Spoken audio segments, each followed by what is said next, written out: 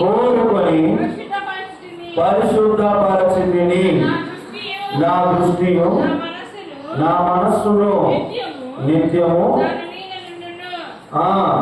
చాలండి. అందరూ చూసారా అందరూ ఏముందో అక్కడ? దేవుడు ఏం కోరుకుంటున్నాడు? దేవునికి కూడా కోరిక ఉంటుందా? మనం ఎలాగా అది కావాలి ఇది కావాలి ఎలా కోరుకుంటున్నామో దేవుడు కూడా కోరుకుంటారా? దేవుడికి కూడా కోరికలు ఉన్నాయా అంటే ఆయన కూడా కోరికలు ఉన్నవి.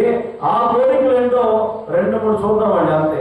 దేవుడు ఏమేమి కోరుకుంటాడు లోపలికి వెళ్ళను, కానీ 2-3 చెప్పేస్తాను. మొదట ఇక్కడ ప్రభు ఏం కోరుకుంటున్నారంటే 16వ వచనంలో, ఈ మందిరమునకు నా పేరు నిత్యము ఉన్నట్లు నేను దాన్ని కోరుకున్నాను. దేని కోరుకున్నారంట? చెప్పండి, దేని? పరిశుద్ధ మందిరమును. హల్లెలూయా. దేవుడు నిత్యము పేరు ఉండినట్లు, నా పేరు దానికి ఉండినట్లు దానికంట పరిశుద్ధ మందిరమును దేవుడు కోరుకుంటున్నాడు.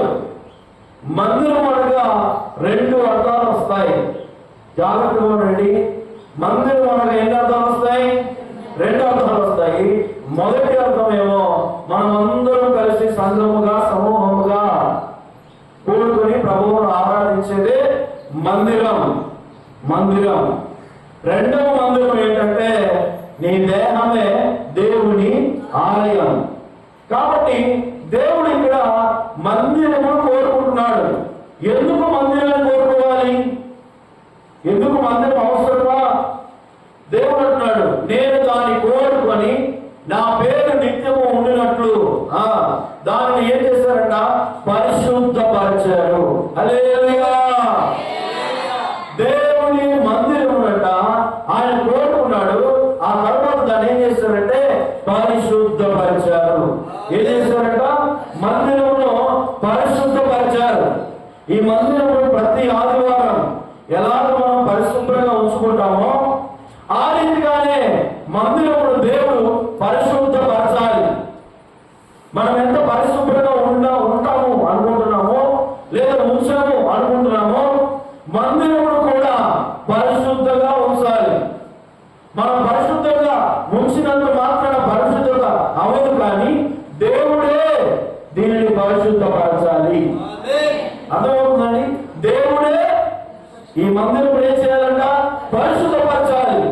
మందిరంలో ఉన్న ఆ కల్మషములు కడగాలి. హృదయంలో ఉన్న ఆ పాపములు కడగాలి. హృదయంలో ఉన్న ఆ వ్యసనములన్నింటినీ కడగాలి. యేసు రక్తము చేత కడగబడి పరిశుద్ధపరచబడి మందిరము ఎలా ఉండాలి అంటే పరిశుద్ధపరచబడాలి. ఎలా ఉండాలి? మందిరం పరిశుద్ధపరచాలంట దేవుడు. మరి మన దేహములు కూడా దేవుడి వలన మనకు అనుగ్రహింపబడింది కనుక మన దేహము దేవుని ఆలయం. ఎందుకు ఒక మనిషిని దేవుడు కోరుకుంటున్నాడంటే పరిశుద్ధపరచడానికి. హల్లెలూయా.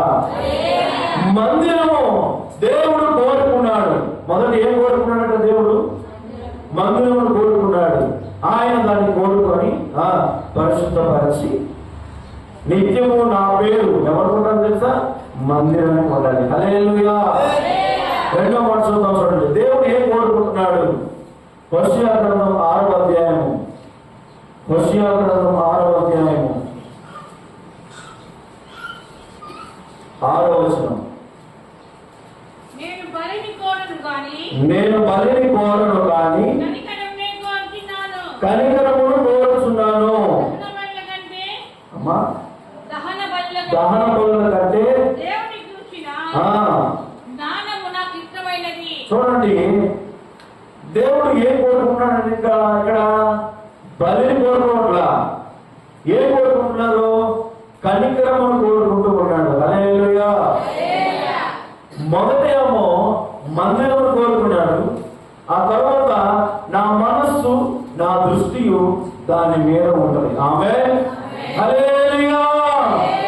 ఈ మందిరంలో ఎవరు ఉంటారు అంటే దేవుడు ఉంటాడు. దేవుని ఆత్మ ఉంటుంది, దేవుని వాక్యం ఉంటుంది, దేవుని బలం ఉంటుంది, దేవుడు ఆత్మ సంచారం కూడా జరుగుతూ ఉంటుంది. దీన్ని పరిశుద్ధపరిచిన తర్వాత దీన్ని ఆయన మనస్సు ఎవరి మీద ఉంటుందంట? చెప్పండి, ఎవరి మీద ఉంటుంది?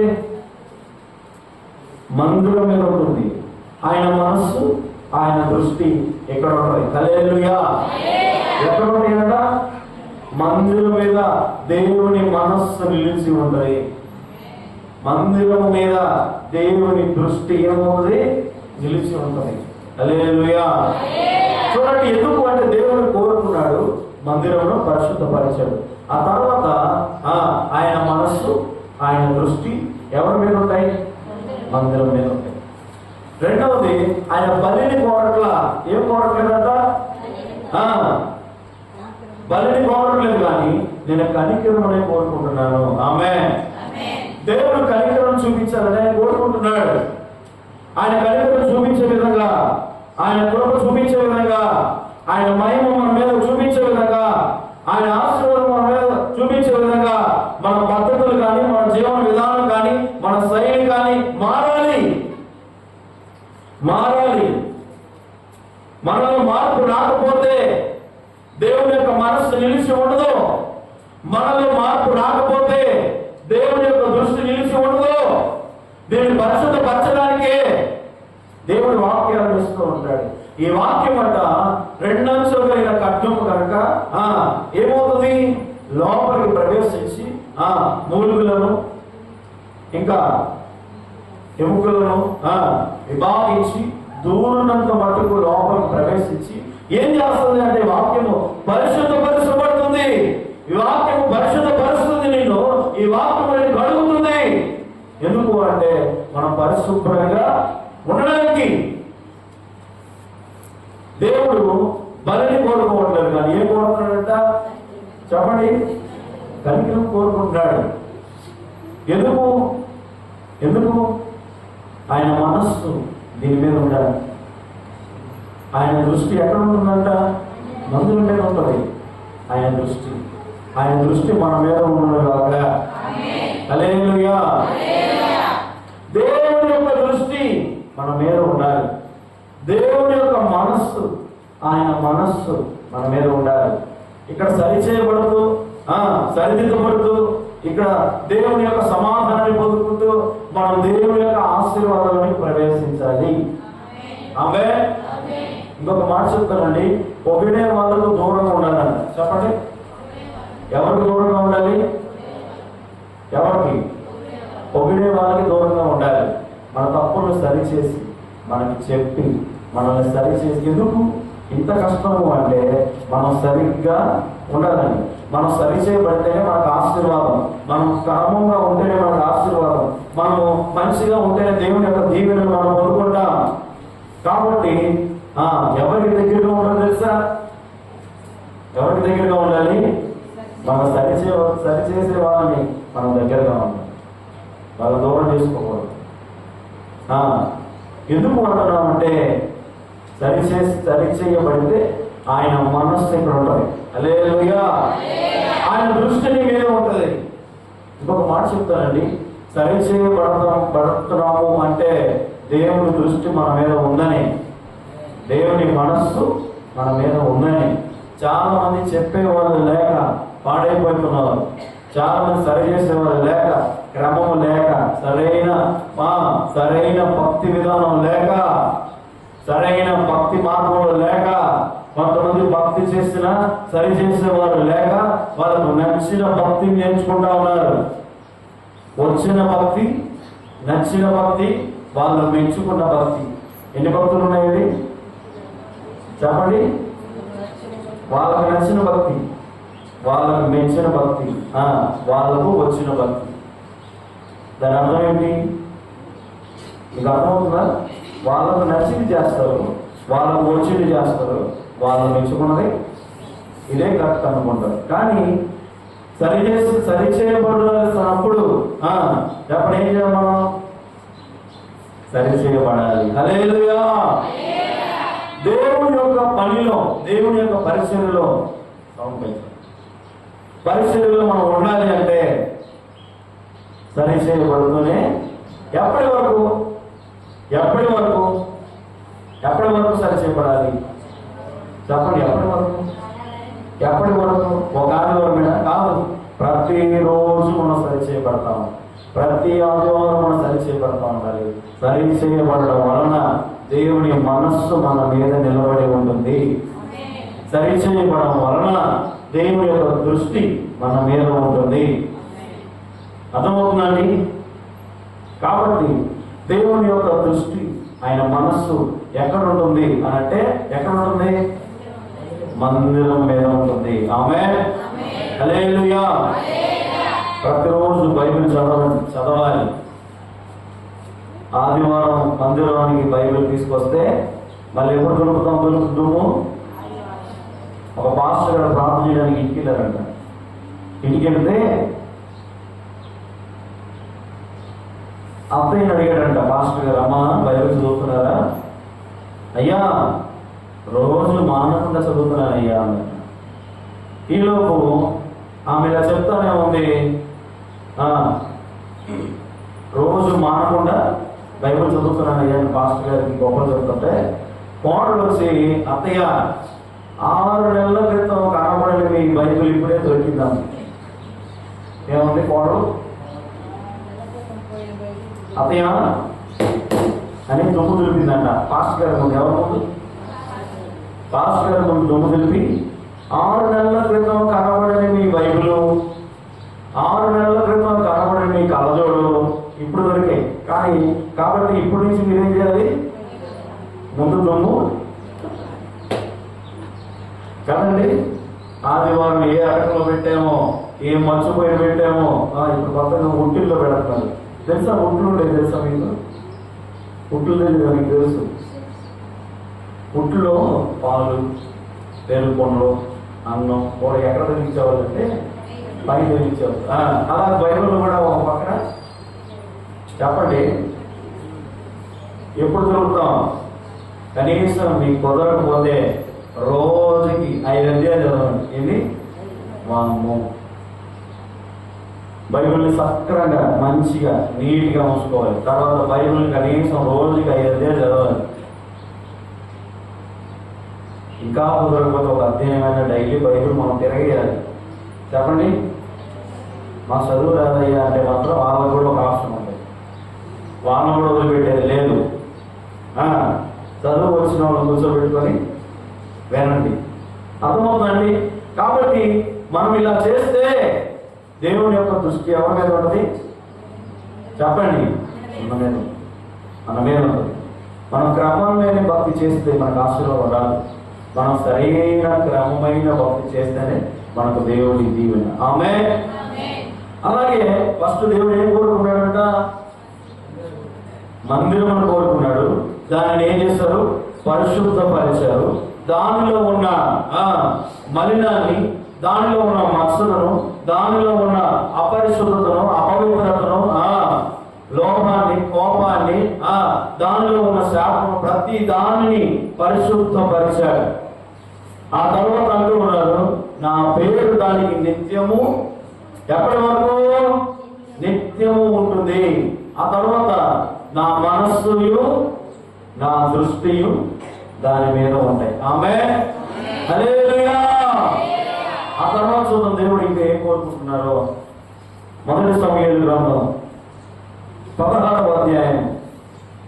సమూయేలు మొదటి గ్రంథం 16వ అధ్యాయం 3-4 వచనాలు.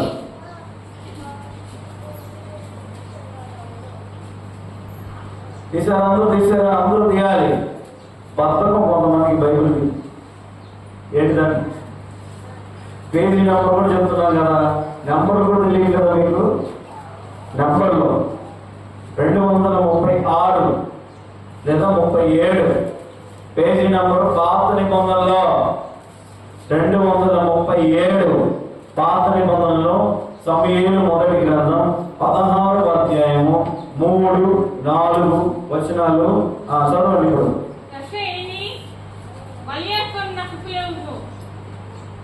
అమ్మా, యెషయాని బలి అర్పణమునకు పిలువుము, అప్పుడు నీవు చేయవలసిన దానిని నీకు తెలియజేతును. ఎవరి పేరు నేను నీకు చెప్పుదునో అతనిని నీవు అభిషేకింపవలెనని సెలవీయగా సమూయేలు యెహోవా మాట ఇచ్చిన సెలవు చొప్పున బెత్లెహేమునకు వెళ్ళెను. ఆ ఊరి పెద్దలు అతని రాకు భయపడి సమాధానముగా వచ్చుచున్నావా చూడండి అని అడిగారు. ఇక్కడ మనం చూస్తాము, దేవుడు ఇశ్రాయేలు ప్రజలకు మొదటి రాజు ఎవరు? మొదటి రాజు సౌలు ఉన్నాడు. ఎవరున్నారు చెప్పండి? ఎవరు? సరిగ్గా చెప్పండి. ఎవరు? సరిపోవట్లే.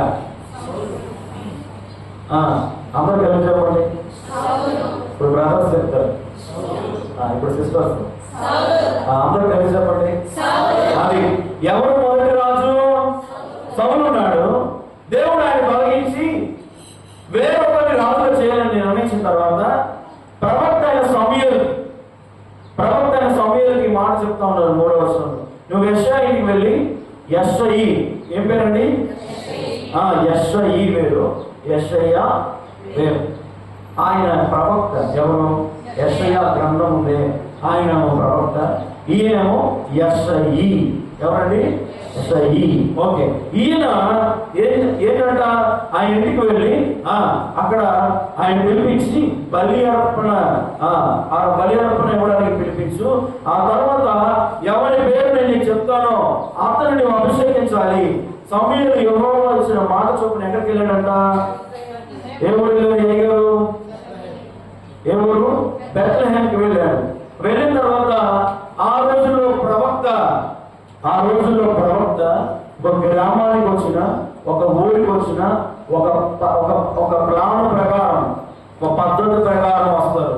ఎందుకు వీళ్ళు సమాధానంగా వస్తున్నావా అని అడిగారు. మీకు అర్థమవుతుందండి? ఎవరిని అడుగుతున్నారు? ప్రవక్తను అడుగుతున్నారు. ఆ ప్రవక్త ఎవరు? ఆ సమూయేలు గారు అడుగుతున్నారు. ఆ ఊళ్ళో ఉన్న పెద్దలు వచ్చి ముందు వచ్చేసి ఆయనకి ఎదురొస్తున్నారు. ఏమని అడుగుతున్నారంటే, మీరు సమాధానంగా వచ్చుచున్నావా? ఎందుకు అంటే ప్రవక్తలు మన జీవితంలోనికి లేదా కుటుంబంలోనికి లేదా సంఘంలోనికి ఆ గ్రామంలోనికి వస్తే 2 విధాలు ఉంటాయి. ఒకటి ఆశీర్వదించడానికి. చెప్పండి. ప్రవక్తలు వచ్చినప్పుడు ఏం జరిగిందంటే, ఒకటి ఆశీర్వాదం, 2 దేవుని హెచ్చరిక. చెప్పండి. ప్రవక్తలు ఏ గ్రామంలో అడుగు పెట్టినా 2 ఉంటాయి. ఒకటి ఏంటి? 2వది హెచ్చరిక లేదా శాపం. అంతే. అందుకని హిజ్కియా అడిగాడు. హిజ్కియా దగ్గరికి వచ్చి మనం విన్నట్టున్నాం ఒకసారి. హిజ్కియా దగ్గరికి వచ్చి యెషయా అనే ప్రవక్త ఏమన్నాడంటే, నువ్వు మరణం అయిపోతున్నావు, నీ ఇల్లు నువ్వు ఎందుకని చెప్పేశాడు. అక్కడ ప్రవక్త పని ఏంటంటే దేవుడు ఏం చెప్పాడో అది కరాఖండిగా చెప్పారా, దాన్ని దాచిపెట్టుకోడు. కానీ సంఘ కాపరి గారు ఏం చేస్తారంటే, కొంచెం మీకు అర్థమైనట్లు మెల్లగా మన భాషలో నిదానంగా చెప్తారు. అర్థమవుతుంది?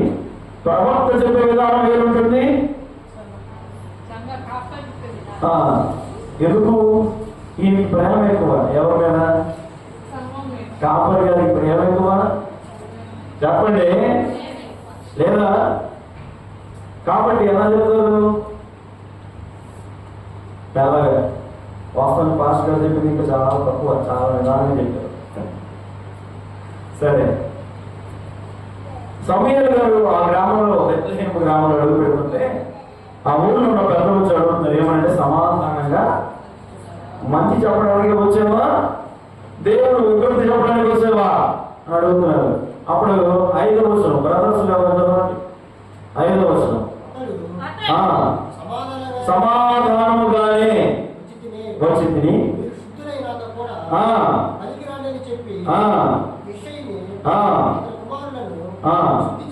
శుద్ధి చేసి బలి అర్పించను. వారు వచ్చినప్పుడు అతడు ఏలీయాబును చూచి నిజముగా యెహోవా అభిషేకించువాడు ఆయన ఎదుట నిలిచి ఉన్నాడని చాలండి, నేను సమాధానంగానే వస్తున్నాను. కాబట్టి యెష్షయిని అతని కుమారులు ముందు ఏం చేయాలంట? శుద్ధి చేయబడాలి. బలి అర్పించాలి అంటే మొదట ఏం చేయాలంట? శుద్ధి చేసుకోండి, శుద్ధి చేయబడండి, ఆ తర్వాత బలి అర్పణకు నా దగ్గరకు రండి అని చెప్పిన తర్వాత మొదట ఎవరు వచ్చారంట? అతడు ఏలీయాబును చూశాడు. ఎవరు చూశారంట? సమూయేలు. అర్థమవుతుందా మీకు? వీడిగా ఉన్నానా చెప్పాలి, లేదంటే బ్రేక్ లేదు. అర్థమవుతుందా అన్న? అర్థమవుతుందా? అందరికి వెనకాల ఉన్నారు, మమ్మల్ని పట్టించుకోవట్లేదు వీళ్ళు. ఫస్ట్ ఎవరు వెళ్ళారు సమూయేలు ముందుకి? ఏలీయాబు వెళ్ళాడు. ఏలీయాబును చూసి సమూయేలు అనుకుంటున్నాడు, లోపల ప్రవక్త అయిన సమూయేలు అనుకుంటున్నాడు ఏమనంటే, దేవుడు నిజంగా అభిషేకించేది ఎవరిని? ఎందుకు? ఇశ్రాయేలు ప్రజలకు రాజుగా తర్వాత అభిషేకించేది ఎవరిని అంటే ఏలీయాబుని అని అనుకొని సమూయేలు అనుకుంటున్నారు. ఎందుకు సమూయేలు ఆ ఊరు వెళ్ళాడు? ఎందుకు వెళ్ళాడు చూడండి. ఎందుకు వెళ్ళాడు? 16:1 సిస్టర్స్ చూడండి ఒకసారి. సిస్టర్ కావాలి త్వరగా చదవనమ్మా. అతడు సమూయేలుతో ఇలాగ సెలవిచ్చెను, ఇశ్రాయేలీయుల మీద రాజుగా ఉండకుండా దుఃఖింతువు, నీ కొమ్మును తైలముతో నింపుము. యెష్షయి వద్దకు అతని కుమారులలో ఒకరిని నేను రాజుగా. అది ఎందుకు వెళ్ళారు బెత్లెహేము సమూయేలు గారు? అమ్మ ఎందుకు వెళ్ళారు? సిస్టర్స్ చెప్తారు ఎందుకు వెళ్ళారు, అందరూ చెప్పాలి. అందరూ ఎందుకు సమూయేలు బెత్లెహేములోకి వెళ్ళారు చెప్పండి. యెష్షయి కుమారులలో ఒక్కరిని రాజుగా అభిషేకించడానికి ఎవరు వెళ్ళారంట? సమూయేలు. అది ఇప్పుడు రాజు. ఎందుకు సమూయేలు బెత్లెహేముకి వెళ్ళారు? యెష్షయి కుమారులలో రాజుగా ఒక్కరిని అభిషేకించడానికి వెళ్ళారు. అది అందుకు వెళ్ళారు. అప్పుడు ఫస్ట్ పెద్దోడు వచ్చాడు. ప్రవక్త ముందుకు ఎవరు వచ్చారు?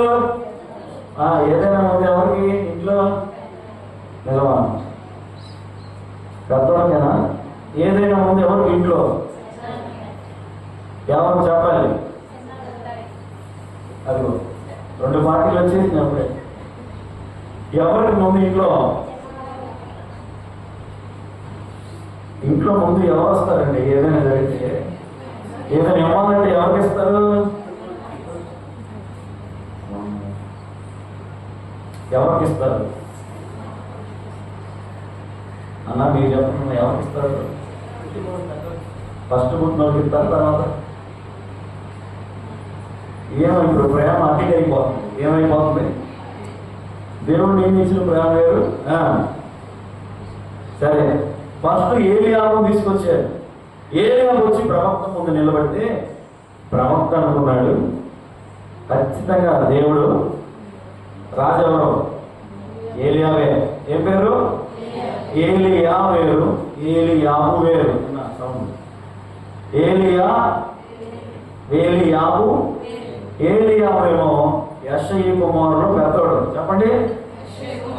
ఇప్పుడు మనం పెద్దోడు దగ్గర ఉన్నాం. ఇంకా 7 ఉన్నారు. ఎంతమంది ఉన్నారు? 7 అయ్యేవాడికి ఎప్పుడైతే సరే పెద్దోడు వచ్చాడు.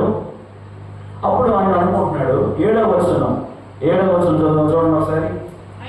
అయితే యెహోవా సమూయేలుతో ఇలాగ సెలవిచ్చెను, అతని రూపమును అతని ఎత్తును లక్ష్యపెట్టకము. మనుషులు లక్ష్యపెట్టు వాటిని యెహోవా లక్ష్యపెట్టడు. అతని త్రోసివేసి ఉన్నాను. మనుషులు పై రూపమును లక్ష్యపెట్టుదురు గాని యెహోవా హృదయమును లక్ష్య పెట్టను. 2 చేతులు పైకి చూద్దాం. హల్లెలూయా. చూడండి, సమయం అనుకున్నాడు ఏలియా ముందుకు వచ్చి నిలబడితే పెద్ద కుమారుడు యోసేపు యొక్క పెద్ద కుమారుడు ముందుకు వచ్చి నిలబడితే అనుకుంటున్నాడు ఏమంటే ఈయన ఖచ్చితంగా నేను అభిషేకించాల్సింది ఎవరిని? ఏలియాని అనుకుంటే దేవుడు అప్పుడు సమయంతో మాట్లాడుతూ ఉన్నాడు ఏమంటే అతని రూపాన్ని ఏం చూడదు నువ్వు చెప్పండి, ఏం చూడదు? అతని రూపాన్ని చూడదు, అతని ఎత్తుని ఏం చూడకూడదంట? అతని రూపాన్ని చూడద్దు, అతని ఎత్తు కూడా. మనుషులు చూసే వాటిని దేవుడు చూడడం. నీకు అర్థమవుతుందా? మనుషులు చూసే వాటిని దేవుడు చూడడం. మనుషులు ఏం చూస్తారు? మేమేం చూడడం భాష. మనుషులు ఏం చూస్తారు? ఏం చూస్తారంట? పైన తోలు. ఏం చూస్తారు? తోలు. ఒక ఆయన ఎందుకు ప్రభావం ఇలా నల్లగా పుట్టించామంటే అప్పుడు మాస్టర్ చెప్పాడంటే మట్టి గడిపేటప్పుడు నీకేమో నల్లమట్టి వచ్చింది, కొంతమందికి ఏమట్టి వచ్చింది, కొంతమందికి అర్థమవుతుందండి. హలో, ప్రైజ్ ది లార్డ్, హల్లెలూయా. ప్రార్థన చేయండి. వచ్చే సంవత్సరం లోపు కాదు, జనవరి, ఫిబ్రవరి, మార్చి లోపు. ఎప్పటిదాకా? జనవరి, మార్చి లోపు ఒక మంచి మిక్సర్ తీసుకోవాలి మనం. ఆమేన్. తర్వాత ఒక 2 బాక్సులు చెప్పండి, ఒక 2 పెద్ద బాక్సులు. ఇంకా వచ్చే సంవత్సరం లోపు ఒక కీబోర్డు, ఒక ప్యాడ్, ఒక తబలా చాలు. ఎక్కడికి వెళ్ళినా మనమే మీటింగ్స్ పెట్టి హల్లెలూయా అవన్నీ పట్టడానికి ఒక ఆటో.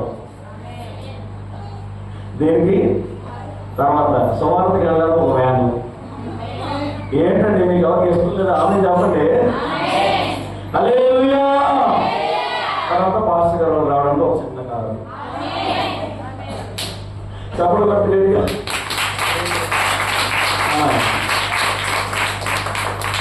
పాస్టర్ గారు రావడానికి మేము బండి మీద వచ్చాం. సరే, ఎందుకు చెప్తున్నానంటే ఇవన్నీ నా మనసులో ఉన్నాయి కాబట్టి మీరు ప్రార్థన చేయండి. దేవుడే బాణము తెలుసును గాక. ఆమేన్. ఒక మిక్సర్ 2 బాక్సులు ఉంటే ఒక వీధి సువార్త, ఒక మంచి మీటింగ్ పెట్టేయచ్చు. అర్థమవుతుందండి? ఒక పెద్ద మీటింగ్ పెట్టేయచ్చు. ఆ ఒక మిక్సర్ 2 బాక్సులే దాదాపు 300-400 మందికి సమాధానం చెప్తాయి. ఎంతమందికి? 400 మందికి సమాధానం చెప్పారు. కాబట్టి వాటి కోసం మీరు ప్రార్థన చేయండి. సరేనా? మీరు పెద్దలుగా ప్రార్థన చేయాల్సిన బాధ్యత అందరిది. సరేనా? వాటి కోసం మనసులో పెట్టుకోండి. ఆ తర్వాత ఇప్పుడు సమయంలో దేవుడు అంటా ఉన్నాడు అతని రూపమును చెప్పాలి, టైం అయిపోతుంది. అతని రూపమును, అతని ఎత్తుని చూడద్దు. మనుషులు చూసే వాటిని దేవుడు చూడడం. మనుషులు ఏం చూస్తారో 4 ముక్కలు చెప్పేస్తారు. మనుషులు ఏం చూస్తారో తెలుసా? అందం చూస్తారు. ఏం చూస్తారు? మందం చూడడం. పక్కన చెప్పండి, అందం. పక్కన చెప్పండి, మనుషులు అందం చూస్తారు. అన్న మీరు చెప్పలేదే, మరి మీరు చెప్పదా? చెప్పండి, మనుషులు. పక్కన చెప్పండి, మీకు ఎంత బాగున్నావు అక్క ఈరోజు. నేను అంటలేదమ్మా, మీ పక్కన చెప్పమంటున్నా. సరే, మనుషులు ఏం చూస్తారు? అందం, తోడు చూస్తారు, అందం చూస్తారు, రూపాన్ని చూస్తారు, ఆకారాన్ని చూస్తారు, డబ్బు చూస్తారు, బంగారం చూస్తారు, హోదా చూస్తారు, అంతస్తులు చూస్తారు, స్థాయిలు చూస్తారు, స్థితులు చూస్తారు, జ్ఞానాన్ని చూస్తారు, బలాన్ని చూస్తారు. ఎన్ని చూస్తే ఏం చెప్పాను ఇప్పుడు? 10 దాకా చెప్పాను. గుర్తుపెట్టుకోండి, మనుషులు మనతో మాట్లాడాలంటే మనకు సరిపోయిన వాళ్ళైతేనే మాట్లాడతాం. అర్థమవుతుందండి? మీరు తల ఊపినా ఊపకపోయినా ఇది నిజం. మనతో సరిపోతే నీళ్ళు నాలాగా మంచిగా ప్లాన్లు వేసేది మైండ్ ఉంటేనే, నాలాగా మాట్లాడగలిగితే నా స్నేహం. నేనంటే నేను కాదులేదు, మనుషుల గురించి చెప్తున్నాను. ఇలా ఉంటుంది మనుషుల పద్ధతులు. దేవుడు అంటున్నాడు అతని రూపాన్ని చూడద్దు, అతని ఎత్తుని. అప్పటికే ఏలియాబు ఆర్మీలో ఉన్నాడు. ఎక్కడున్నాడు చెప్పండి? ఎక్కడున్నాడు? ఇస్తాకు ఎక్కడున్నాడు? జేబులో ఉన్నాడా? చెప్పాలి, ఎక్కడున్నాడు? గట్టిగా చెప్తున్నాను, సిగ్గుపడుతున్నావా? సరే, ఎక్కడున్నాడు ఏలియాబు? ఎక్కడున్నాడు? ఆర్మీలో ఉన్నాడు. ఎవరు ఆర్మీలో?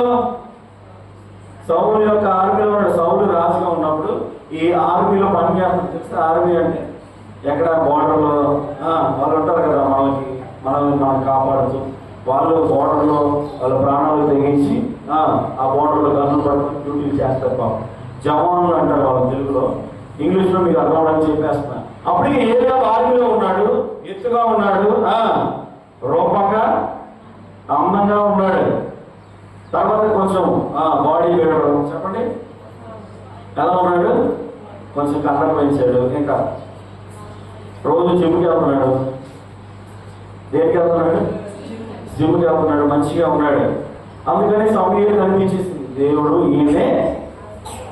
దేవుడు అంటాడు మనుషులు లక్ష్య పెట్టి వాటిని యెహోవా త్రోసివేశాడంట. దేవుడు ఆయన తీసేశాడంట. హల్లెలూయా. జాగ్రత్త. ఎందుకో తెలుసా? నీవు దేని మీద మనసు పెడుతున్నావు? రూపం మీద చూస్తున్నావా? అందం మీద చూస్తున్నావా? అందం మోసం, సౌందర్యం ఎప్పటికీ నిలబడదు. నువ్వు అందాన్ని చూసినా, సౌందర్యాన్ని చూసినా, ధనాన్ని చూసినా, బంగారాన్ని చూసినా, ఆస్తులు చూసినా, ప్రత్యేకతలు చూసినా, వాళ్ళ విధానాలు చూసి ఇష్టపడినా లేదా ప్రేమించినా, వాటితో సహవాసం చేసినా అవి ఒక రోజు కూలిపోతాయి. ఒకరోజు కనబడు, ఒకరోజు అవి కనబడు. ఆ అందం కనబడదు, ఆ సౌందర్యం కనబడదు, ఆ బలం ఉండదు, ఆ జ్ఞానం ఉండదు, ఆ రూపం ఉండదు, ఆ యొక్క ధనం ఉండదు, అంతస్తులు ఉండవు, బంగారం కూడా ఏది కూడా ఉండదు. అందుకనే మనుషులు లక్ష్య పెట్టి వాటిని దేవుడు లక్ష్య పెట్టడు. బాగా గుర్తుపెట్టుకోండి, మనుషులు చూసే వాటిని దేవుడు చూడు. హల్లెలూయా. ఆ తర్వాత చూడండి, యెహోవా ఏం చూస్తున్నాడట? హృదయాన్ని చూస్తున్నాడు. మనుషులు పై రూపాన్ని చూసి ఏంటి పై రూపమును చూసి, కానీ దేవుడు ఏం చూస్తాడు తెలుసా? హృదయాన్ని చూస్తాడు. హల్లెలూయా. మన దేవుడు హృదయాన్ని చూస్తాడు.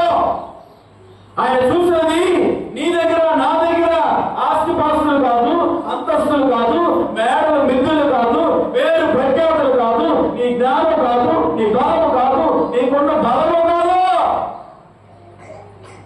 ఆయన చూసేది ఏంటో తెలుసా? మన హృదయాన్ని చూస్తున్నాడు. హల్లెలూయా. దేవుడు ఏం చూస్తున్నాడన్నా? మన హృదయాన్ని చూస్తున్నాడు. మనుషులు చూసినట్టు చూడడు, మనుషులు మాట్లాడినట్టు మాట్లాడు. మన దేవుడు మన హృదయాన్ని చూస్తున్నాడు. అర్థమవుతుందండి? మనుషులైతే వీటి మీద లక్ష్యం పెడతారు, కానీ దేవుడు మన హృదయం మీద లక్ష్యాన్ని కలిగి ఉన్నాడు. ఆ తర్వాత చూడండి 8, అబీనాదాబును పిలిచి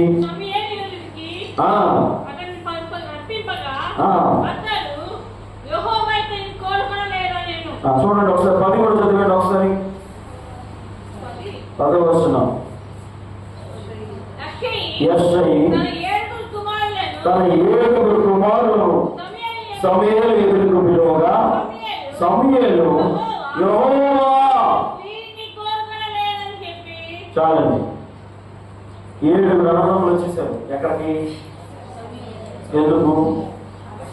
ఎందుకు రాజుగా అభిషేకించడానికి వచ్చేసారు. ఒకడు పెద్దోడు వచ్చాడు, సమూయేలు గారు ఆయన ఎత్తును చూసి, ఆయన రూపాన్ని చూసి, ఆ దేహ దారుణ్యం, బాడీ బిల్డింగ్ చూసి ఎవరు అనుకున్నారు? ఆయనే అనుకున్నాడు. కానీ అలాగా మొదటి వాడు వచ్చేసాడు, రెండవ వాడు వచ్చాడు, దేవుడు ఈయన కాదన్నాడు. 3వ ఆయన వచ్చాడు, ఈయన కాదన్నాడు.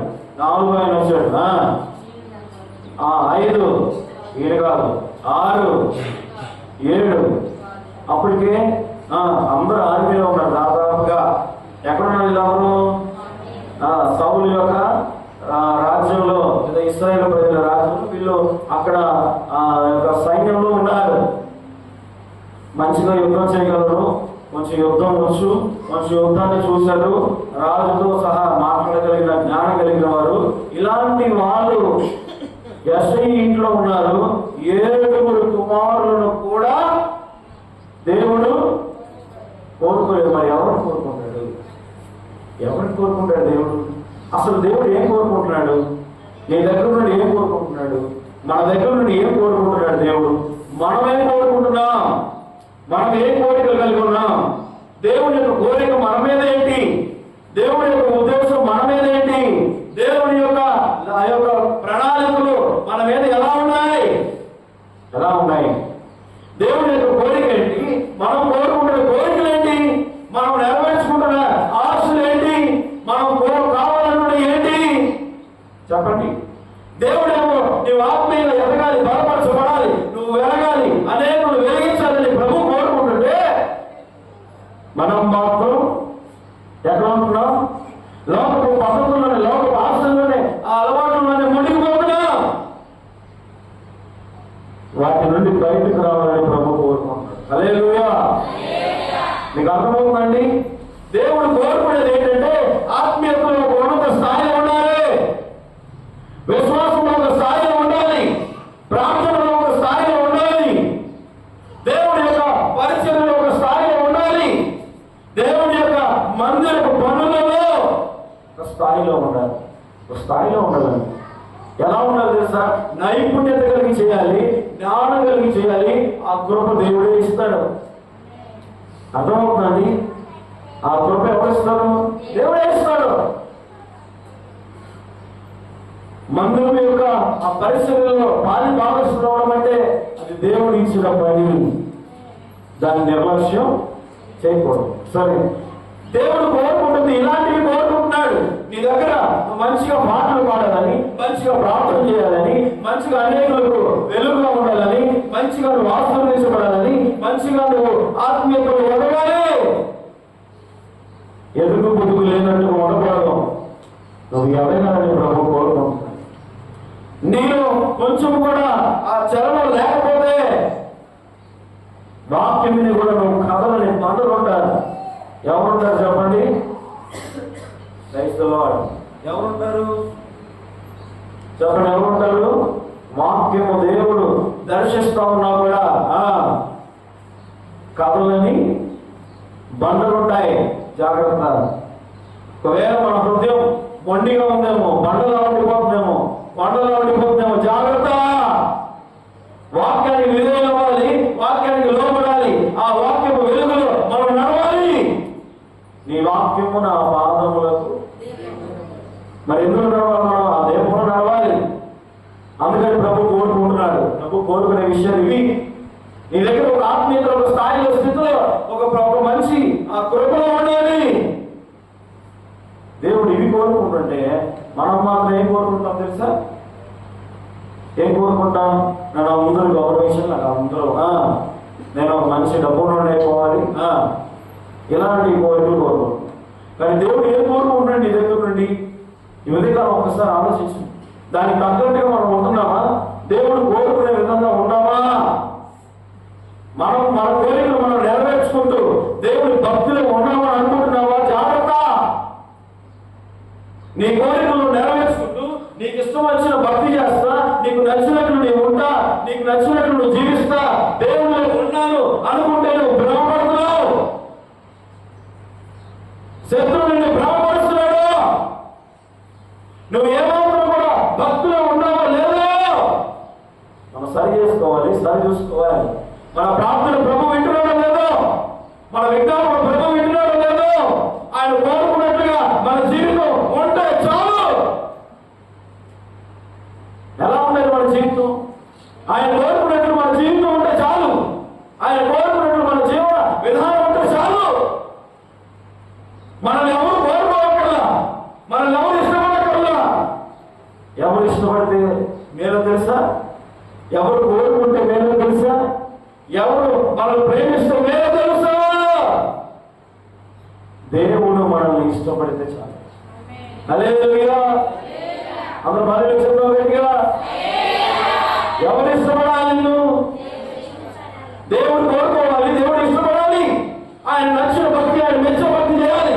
మనుషులు మెచ్చేది కాదు, మనుషులు నచ్చింది కాదు, నీకు నచ్చింది కాదు. వాక్యం ప్రకారం, వాక్య విధానంలో మనం పెరగాలి. వాక్యం అనే పాలు తాగుతూ, ఆహారం తీసుకుంటూ ఎదగాలి. ఇలాంటి భక్తులు మనం ఉండవు గాక. ఆమేన్. దేవుడు మాట్లాడుతున్నప్పుడు నన్ను కాదులే అనుకుంటే మనంత మూర్ఖులు ఎవరు ఉండరు. వాక్యం నీ హృదయానికి వచ్చి తాకి సరాసరి నీ హృదయంలో లోపలికి వెళ్ళినప్పుడు చలనం లేనట్టు బండరాయిలో ఉండిపోవద్దు. వాక్యానికి మనం ఏం చేయాలి తెలుసా? ప్రతిస్పందించాలి. దేవుడు వాక్యం ద్వారా నీతో మాట్లాడుతున్నప్పుడు నిజమే ప్రభువా. పేతురు గారు కానీ పౌలు గారు వాక్యం చెప్తున్నప్పుడంట గుండెలు బదులు కొట్టుకునేవాళ్ళంట. ఈ ముక్క నాది, ఈ మాట నాకే, ఈ మాట ఎవరిది? చలనని మొత్తు బండల కాదు, బండ రాయిగా కాదు, స్పందన కలిగిన హృదయం లాగా నీవు దేవుడు నీతో మాట్లాడుతున్నప్పుడు దానికి నీ హృదయం ప్రతిస్పందించాలి. ఎవరు మాట్లాడాలో తెలుసా? దేవుడు నీ వాక్యంతో మాట్లాడుతున్నప్పుడు నీ హృదయం దేవుడితో మాట్లాడాలి. నీ ధ్యానం మాత్రం ఇంకా ఉండాలి. హల్లెలూయా. సరే, 7 కుమారులను సమూయేలు పిలిచాడు. 7 కూడా ఎవరిని చెప్పండి? ఎవరిని దేవుడు ఎంతమంది ఉంటే ఏం సుఖం అండి? ఎంత డబ్బు ఉంటే ఏం సుఖం? ఎంత బంగారం ఉంటే ఏం సుఖం? ఎంత ఆస్తిపాస్తులు ఉంటే ఏం సుఖం? ఎంత బలం ఉంటే ఏం సుఖం? దేవుడు ఇష్టపడాలి. అర్థమవుతుందా? దేవుడు కోరుకోవాలి. దేవుడు నిన్ను ప్రేమించాలి. అర్థమవుతుందా? నాకు ఎంత బలం ఉంటే ఏం సుఖం? ఎంత కళ ఉంటే ఏం సుఖం? ఎంత జ్ఞానం! మాటలతో మాయ చేయించాము, నేను మాటలతో మోసం చేయించాము, మాటలతో కలుగులు మాటలు చెప్పచ్చాము. కానీ అవన్నీ ఉన్నా దేవుడు నన్ను ఇష్టపడకపోతే, దేవుడు నన్ను కోరుకోకపోతే వ్యర్థం. అర్థమవుతుందా? ఎవరు కోరుకోవాలి మనల్ని? దేవుడు కోరుకోవాలి. నీకు ఎంత జ్ఞానమైన ఉండొచ్చు, ఎంత బలమైన ఉండొచ్చు, కానీ ఎవరు కోరుకున్నావో నువ్వు తెలుసుకోవాలి. నిన్ను నువ్వు కోరుకుంటున్నావా? నిన్ను నువ్వు ఇష్టపడుతున్నావా? దేవుడు నిన్ను ఇష్టపడుతున్నాడా? దేవుడు నిన్ను కోరుకున్నాడు. అసలు కోరుకున్నావు కాబట్టి మనం అందరం. హల్లెలూయా. 7 కొడుకులు ఉంటే 7 కూడా దేవుడు ఏమన్నాడు? కాదా? కానే కాదు. 7 వస్తా ఉన్నప్పుడు ఒక మాట చెప్తానండి. 7 పెద్దలు వస్తున్నప్పుడు అని వీడికి కొంచెం ఎత్తున్నానని ఏమెక్కువ? గర్వం ఎక్కువ. రెండోవాడు వచ్చాడు, వీడికి కొంచెం ఎక్స్ట్రా ఎక్కువ. ఏమెక్కువ తెలుసా? మీకు తెలుసుగా ఎవరైనా మూడోవాడు వచ్చాడు. దేవుడు అనుకుంటాడు వీడికి కొంచెం ఎట్టయినా, వీడికి కొంచెం మాటలు ఎక్కువ, వీడింతే ఉంటాడు ఆయన మాటలు. సరే, 4వాడు వచ్చాడు. వీడికి కొంచెం మా నాన్నకి నాకు అన్నదమ్ములు ఉన్నారని గర్వం. ఏమైనా ఏదున్నా నాకు అన్నదమ్ములు చూసుకుంటారులే, తల్లిదండ్రులు చూసుకుంటారులే. ఇంకా నాకంటే కొంత వెనకాల ఎంతమంది ఉన్నారు? నాకు ఏదైనా చిన్నది జరిగినా వీళ్ళు మనుషుల మీద ప్రేమ మీద పడతారు. ఏ ప్రేమ మీద పడతారు? మనుషుల ప్రేమ కోసం తప్పిస్తారు, మనుషుల ప్రేమ కోసం ఎదురు చూస్తారు. కానీ అది వాళ్ళకి దొరకదు. మనుషుల ప్రేమ అంటే బంధువుల ప్రేమ, ఇంకా స్నేహితుల ప్రేమ, ఇలాంటి వాటి కోసం ఎదురు చూస్తారు. వీడికి ఈ ప్రేమ ఎక్కువరా. 5 అండి, మీరు కొంచెం బాగా చదువుకున్నాడు కానీ బుర్ర పని చేయదు. ఏం పని చేయదు? వాడు బుర్రలెస్. ఏ లెస్ తెలుసా? బుర్రలెస్ అంటే చెప్పండి, ఏం లెస్ తెలుసా? లెస్ అంటే మాకు తెలుసా? మీకు లెస్ అంటే ఏంటి? లేదు, తక్కువ. ఇప్పుడు 5వడికి ఏం తక్కువ చెప్పండి? ఏం తక్కువ? బుర్రలేసు. బుర్ర ఉంది కానీ లెస్ 6. ఎంతే? 6 వచ్చాడు. మరి వీడికి 4 రోజులు జ్వరం వచ్చింది. ఎన్ని రోజులు? గట్టిగా పనిచేస్తే 3 రోజులు పడుకుంటారు. అర్థమవుతుందండి? ఒక్కరోజు పనికి వెళ్ళి 4 రోజులు పడుకునేవారు ఉన్నారు. ఎన్ని రోజులు? ఏదో చేద్దామని అవుతారు కానీ ఏదో జరము రద్దు జరువు. కాబట్టి వాడికి ఏం లెస్సం? ఆరోగ్యం లెస్సం. ఏం లెస్సం? అందరూ లెస్ అని చెప్తాను. టీ తాగేటప్పుడు షుగర్ లెస్ అంటారు కదా. ఏ లెస్సం అంటే పంచదార లేకుండా టీ పెట్టాలని అంటారు కదా. అలాగే షుగర్ లెస్ లాగా ఏం లెస్సం? ఆరోగ్యం. ఆరోగ్యం లెస్సం. మా అమ్మ బాగా చెప్తారు. మీకన్నా ఏం లేదు చెప్పండి. ఆరోగ్యం లెస్. 7వడు వచ్చాడు. 7వడు వచ్చాడు. ఏం చెప్పాలి ఇప్పుడు? అంటే బాగానే ఉంది. తర్వాత అంతా 6వడికి ఒకటి చెప్పుకుంటూ వచ్చేసాం. ఇప్పుడు 7వడికి ఏం చెప్పాలా చెప్పండి? వీటికి పలసలు పడడం లేదు. కాబట్టి ఇన్ని రాజులు చేసినా బండి మీద తిరుగుతూ ఉంటాడు. దేని మీద తిరుగుతాడు? అర్థమవుతుందా మీకు? ఇది రాజులు చేసిన దేని మీద తిరుగుతాడు. కాబట్టి ఏమి ఇష్టం? ఏదో ఒకటి ఇష్టం. అలా 7వడికి అప్పుడు చూడండి, తొందరగా టైం అయిపోతుంది. 12 అమ్మ 11 చదువుతుంది. నీ కుమారులందరూ ఇక్కడ ఉన్నారా?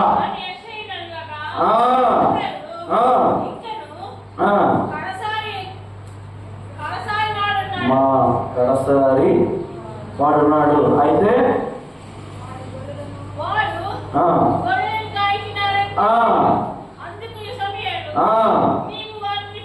పిలుపు నంపించును, అతను ఇక్కడికి వచ్చే వరకు మనం కూర్చుందాం అనే విషయంతో చెప్పారు. చాలమ్మా. అందరూ చూడండి ఒకసారి. పక్కన వాళ్ళు చూడండి. పక్కన వాళ్ళతో మాట్లాడండి ఒకసారి. బాగున్నారని అడగండి. అడిగారు ఎప్పుడైనా? సరే.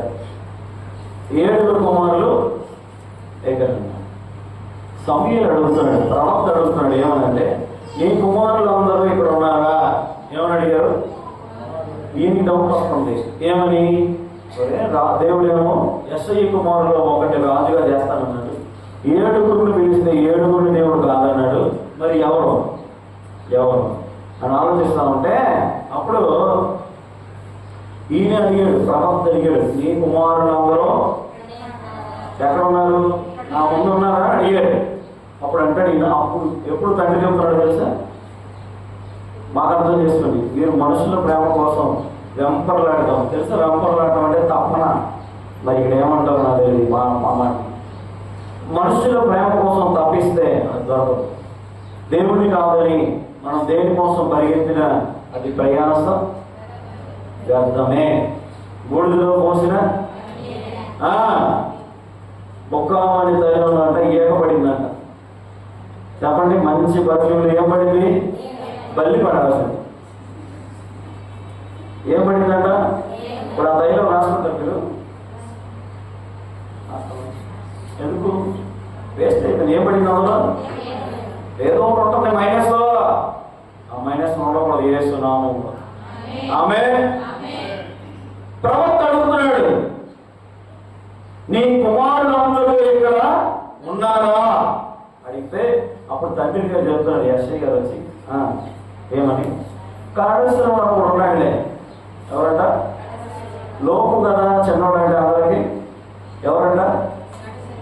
కడసరి వాడు. ఆయన ఇక్కడ లేడు. ఎక్కడ లేడు? ఇక్కడ లేడు. ఆడు ఉన్నాడు. ఆకుడు ఆడు గొర్రెలు కాసుకుంటే ఎక్కడ ఉంటాడు? ఎక్కడో అడవులో, లోయలో, కొండలో సమీలు అంటాడు. అయితే ఆడే కావాలన్నా.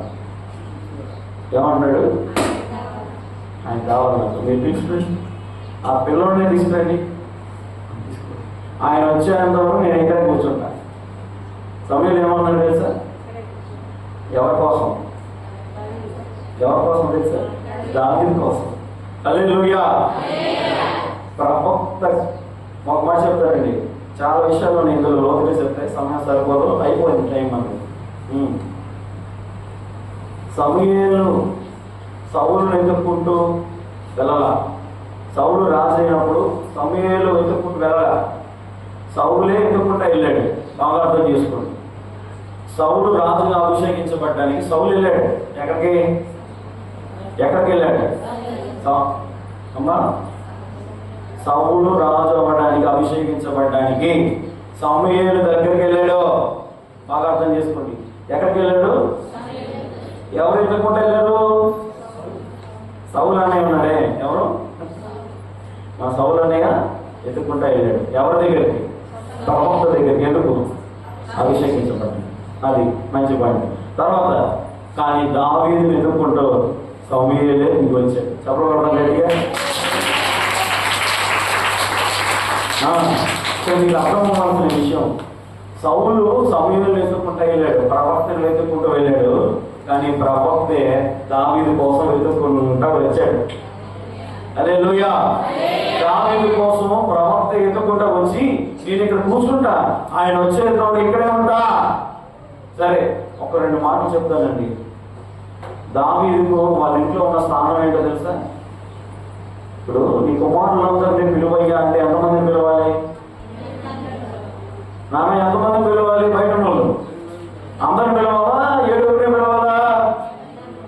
చెప్పండి. మరి ఈయన ఎందుకు పిలవనా? ఎందుకు పిలవలేదక్క? అప్పుడు నేను లేనని చెప్పదు. ఎందుకు పిలవలేదమ్మా? మీరు ఆలోచించండి. నీ కుమారులందరూ నా దగ్గర తీసుకురా, వాళ్ళ శుద్ధి చేసి తీసుకురామంటే 7 మాత్రమే. అమ్మా చూడాలి మీరు, 7 మాత్రమే. మరి 8వ ఎందుకు లెక్కేదా? చెప్పండి.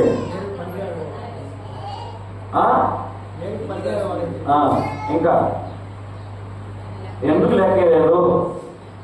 దావీదుకి ఆధార్ కార్డు లేదా? లేదు. రేషన్ కార్డు ఉందా? లేదు. దాన్ని పెట్టదే కదా అర్థం. పాన్ కార్డు ఉందా? చెప్పండి. బ్యాంక్ అకౌంట్ ఉందా? 8 మంది రేషన్ కార్డులో అమ్మా నాన్నతో రేషన్ కార్డులో ఉన్నాడా? చెప్పాలి మీరు. ఉన్నాడా లేదా? 8 మందితో 7 వాళ్ళ అమ్మా నాన్నతో కలిసి 8వ వాడిగా ఉన్నాడా? 10 మంది రేషన్ కార్డులో ఉన్నారా? ఇప్పుడు 9 మంది ఉన్నారా? చెప్పాలి. ఏనమ్మా అసలు రేషన్ కార్డులు అప్పుడు ఉన్నాయా అన్నట్టు చూస్తున్నారు. అక్క రేషన్ కార్డు అప్పుడు మీకు అర్థమవడానికి చెప్తున్నా. వాళ్ళ నాన్న ఎంత కించపరిచాడో మీకు అర్థమవడానికి చెప్తున్నా. 8 మందిని పిలవకున్నప్పుడు పిలవాలి, అందరిని పిలవాలి, అందరితో పాటు నిలబెట్టాలి. కానీ ఎందుకు పిలవాలా అంటే దావీదు అంటే లెక్క జనాభా లెక్కలో కూడా చెప్పండి లేడు. పిలవాలా? ప్రవక్త అడిగితే చెప్తున్నాడు, కడసరి వాడవడు ఆఖరి వాడవడు ఉన్నాడు. ఆయన నీకు అర్థమని చెప్తున్నాను, తప్పు అనుకోదు. వాటి గొర్రెల్లో అక్కడ గొర్రెలు కాసుకుంటా, మేకలు కాసుకుంటా, ఆ కొండలు లోయల్లో ఆ చెరువుల దగ్గర మేక మేపిస్తా ఆయన కోరుకోలేండి. సమయాలు కడతా అంటాడు ఈయన. ఏమని? ఆయన కోరుకోండి దావీదు గారు. దావీదుని కోరుకోడు దేవుడు. ఎందుకంటే వాడు పెద్దోళ్ళలాగా ఎత్తులేడు, చిన్నోళ్ళలాగా కండలేదు, 3వ వాడిలాగా ఆరోగ్యం, ఇలా అన్ని రూపం పడాలని ఏదో చెప్పుకుండొచ్చు కదండి. మనకు కూడా ఎవరు నచ్చకపోతే ఏం చెప్తాం? చెప్పాలి మీరు. తొందర చెప్తే టైం అయిపోతుంది. ఇంకా 8 ఆయన ఇంటికి రావాలి మనకి. 7 అయిపోయింది తొందరగా. ఇప్పుడు 8వ ఇంటికి రావాలి మాకు. అదే ముగింపు. అర్థమవుతా? హల్లెలూయా. కడసరి వాడు ఉన్నాడు. వాడు వచ్చేదాకా నేను ఇక్కడే ఆయన విలువ వచ్చానంటే ఈయన ఇష్టం ఉండి లేక 8వ వాడిని తీసుకొచ్చారు. అప్పుడు ఎక్కడ? అప్పుడే బస్సులు ట్రైన్లు లేవు. బైకులు కూడా లేవు, సైకిల్ కూడా లేవు, నడుచుకుంటూ వెళ్ళడమే. ఇప్పుడు ఈ అయ్యగారు ఎక్కడ ఉన్నాడో ఎవరు చెప్పండి? ఈ దావీదు గారు ఎక్కడ ఉన్నాడో? ఏ కొండల మధ్యలో ఉన్నాడో, లోయల మధ్యలో ఉన్నాడో, ఏ చెరువు దగ్గర మేమేస్తున్నాడో తెలియదు. మొత్తానికి ఒకటి పంపించారు. వాడు వెళ్ళి వచ్చి దాదాపు 3 రోజులు కూర్చుంటాడు నేను అనుకోవటం. ఎందుకు? ఒక మనిషి వెళ్ళాలి, చెప్పాలి. అక్కడ చెప్పి ఆయన తీసుకొని ఎంత టైం పట్టి ఉండొచ్చు చెప్పాలి. టైం అయిపోతుంది, మీరు త్వరగా ఎంత టైం పడుతుంది? ఒక మనిషి నడుచుకుంటూ వెళ్ళాలి. ఈ అయ్యగారు ఎక్కడ ఉన్నాడో అడ్రస్ తెలీదు. అక్కడి నుంచి మళ్ళీ ఆయన తీసుకొని ఫోన్లు, హలో, ఈ ఫోన్లు ఎంతమంది వ్యర్థంగా వాడతారంటే, హలో తిన్నా ఏం కూరలు,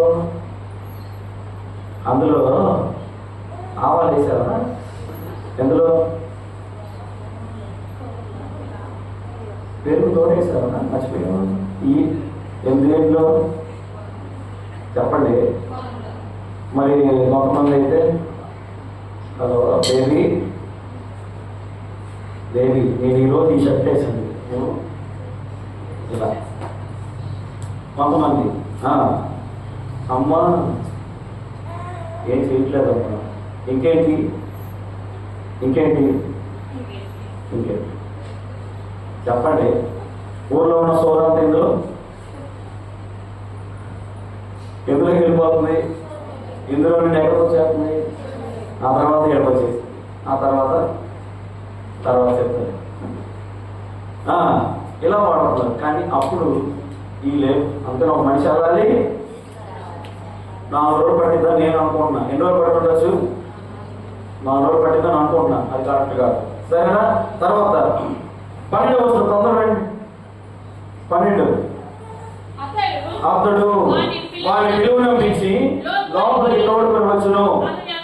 అతడు ఎర్రని వాడు, చక్కని నేత్రములు గలవాడు, చూడడానికి సుందరమైన వాడు. అతడు రాగానే నేను కోరుకున్నవాడు ఇతనే, నీవు లేచి వారిని అభిషేకించుమని యెహోవా సెలవీయగా. చాలండి. మొత్తానికి 8వ వాడు వస్తున్నాడు. ఆ గేటు దగ్గర నుంచి వస్తున్నాడు. సమయాల దగ్గర నుంచి చూస్తున్నాడు. దేవుడు మాట్లాడటం ప్రారంభించాడు. ఎవరితో? ఇదిగో అతడు రాగానే లోపలికి అడుగు పెడతా ఉండగానే దేవుడు అంటాడంట సమయాల గారితో, నేను కోరుకున్నవాడు ఇతరే. లే, ఏముంది కోరుకోవడానికి? ఏముంది? చదువు ఉందా, జ్ఞానం ఉందా, అందం ఉందా, మంచి పని చేయగలదా, ఏమైనా ఉందా? కనీసం వాళ్ళ ఇంట్లో అతని స్థానం ఉందా? మీరు చెప్పండి.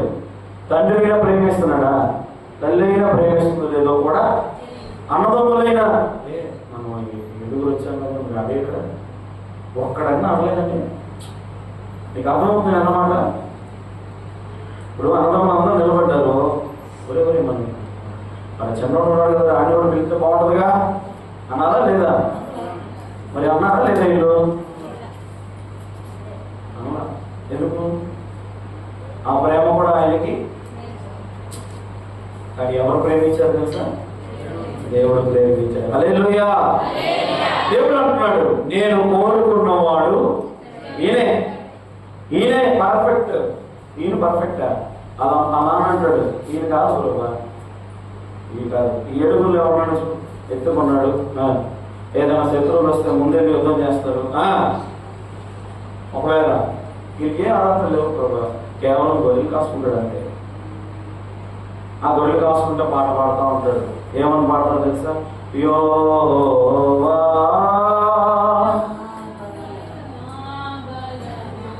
ఏంటండి అమ్మనేసం పాడతాడు.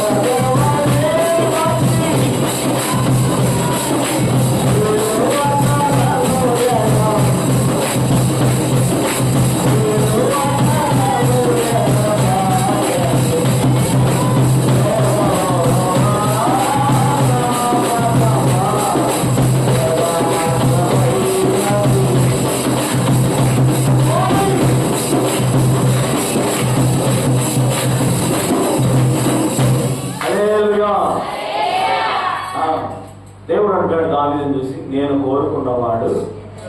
ఎక్కడే ఆయన సమయంతో మాట్లాడితే అప్పుడు ఆఖరి వచనం 13, సమూయేలు తైలపు కొమ్మను తీసి వాని సహోదరులు లేదట వానికి అభిషేకము చేసెను.